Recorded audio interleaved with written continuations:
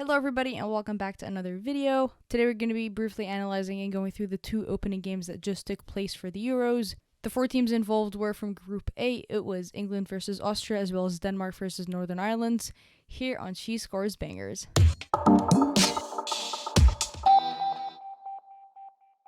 So finally, after a very long wait, the stage was finally set to kick off the Euros. The opening game between Austria and England took place in Old Trafford in Manchester, where just under 69,000 fans were in the stadium to attend, which is a breaking record for the Women's Euros. The competition has already sold around 500,000 tickets, so it was no surprise that the opening game was going to be a big one. So the starting 11 for England was quite a strong one. The only question that was raised was why Alex Greenwood was not the starting 11. Serena had said this, and I think many fans probably assumed that she was being saved for Norway on Monday. That prompted Captain Leah Williamson to drop back in defense, where the three midfielders were Frank Kirby, Georgia Stanway, and Kira Walsh. Rachel Daly also got a start ahead of Demi Stokes in left back and had an incredible game there. And lastly, up top was Lauren Hemp, Ellen White, and Beth Mead. The starting 11 for the Austrian side was very similar to a lot of the friendlies that they have already been going out with. They were going out with a 4-1-4-1 formation where Bila was the main striker up top. Austria is very known for how well they are able to execute game plans and just stay organized throughout the entire 90 minutes. That's not an attribute you see in any other teams, and that's really what made them stand out last Euros. And so this was a great first game for both teams. Austria was a great test for England, and England was also a great challenge for Austria. The game started off pretty evenly. Austria was applying a ton of high pressure. They were also very successful in double marking any of the England players, and so whenever they got possession, it was very hard to retain that possession. For the first 10 to 12 minutes, Austria was looking pretty sharp, very focused, very tight on their double marking. They were causing a little bit of trouble for the movement of Kira Walsh, where she kind of had to stay back a little bit. But because the mobility of Georgia Stanway is really, really good, she was kind of able to maneuver and shift that momentum towards them, which produced a few more forward balls, specifically to the wings, where they were successfully able to send in a few crosses. The more possession that they got, the more dangerous they looked, and eventually that's exactly what happened in the 16th minute. Frank Kirby sends a great ball to find Beth Mead, who chips her Arsenal teammate Manu Zinsberger and puts the English 1-0 up. The goal actually had to go for a VAR preview because it looked like the ball might have not actually crossed the line, because the clearance was literally a second or two away from actually clearing it at the goal. But with the replays and everything, it was pretty clear that it has very much crossed the line and it was a goal. Was I surprised that Beth Mead was the opening scorer and had just scored a goal, the first goal of the Euros, just put the English up? So iconic. Absolutely not. She has been on fire. She's had 15 goals in 15 games. That is a crazy number of goals. On top of that, she's had a wild number of assists and has created a ton of chances for her teammates. And so Beth Mead really jumping on this chance is no crazy thought. After that, the momentum obviously shifted a little bit towards England. They were having a little bit more of the dangerous attacks going forward, but the Austrian team was also not to be underestimated with counterattacks. Unfortunately, nothing the first half really touched Mary Earps. She was tested a little bit later on in the second half, but nothing too scary.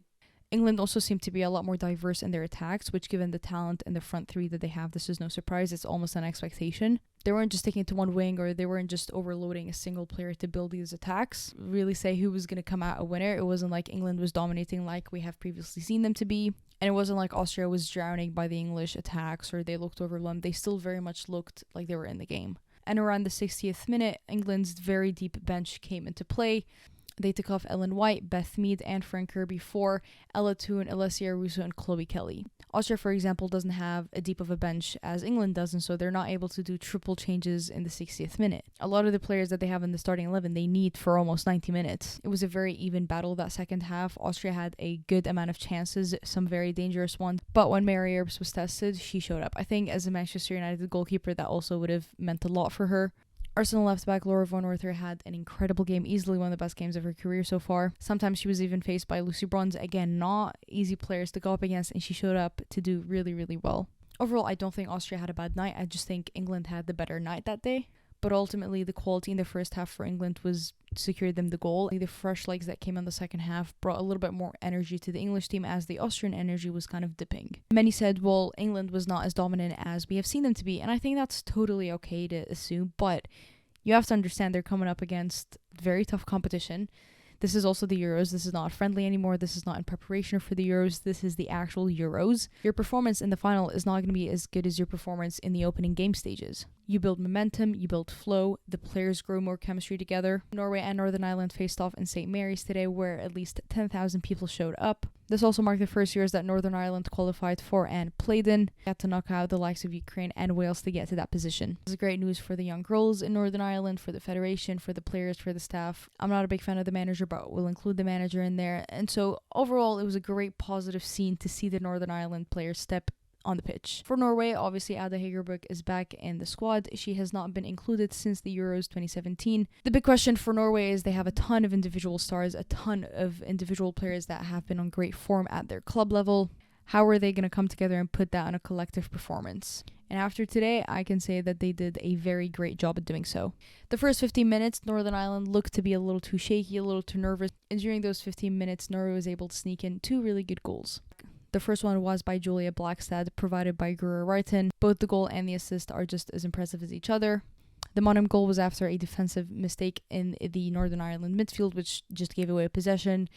Hegerberg was able to hunt it down and provide Frida Monum quite literally an open goal. In response to that, Northern Ireland had like a weird break 1 or 2 attacks that went forward, but nothing too crazy to really scare the Norwegian backline. In the 30th minute, Norway was able to get a penalty after a corner that drew a handball in the box. Graham Hansen jumped on it, and just like that, it was 3-0. Everything looked like it was going Norway's way except Ada Hegerberg's finishing. She had at least 10 shots of her own. I think she was just having a bad day today where she was just not able to finish anything that she got. It was either like an extra touch or just the angle was off or a defender was right in front of her. The stars didn't align for Ada Hegerberg today. The stars haven't been aligning to any of the Ballon d'Or winners in this competition just yet.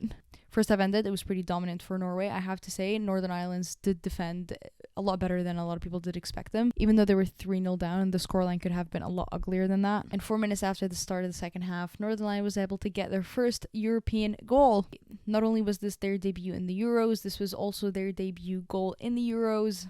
It was also scored by Julie Nelson, who is a legend on that team, who happens to be the oldest goal scorer for the Euros. So that moment broke a lot of records, and it was just so great to see for the Northern Ireland fans, for the team, for the players. It was one too many mistakes. It was one too many odd balls that just rebounded and ended up in like weird positions.